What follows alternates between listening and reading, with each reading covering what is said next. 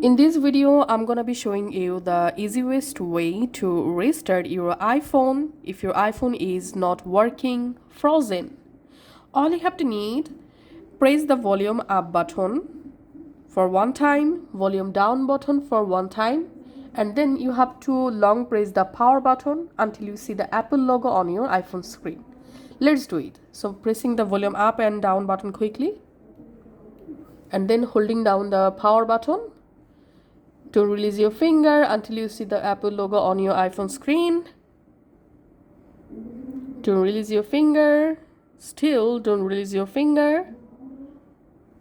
And now, once you see the Apple logo visible on your screen, now you can remove your finger from the power button and your iPhone will be force restarted. That's how you can just easily go ahead and force restart your iPhone when your iPhone is not working or in frozen mode. Thanks for watching.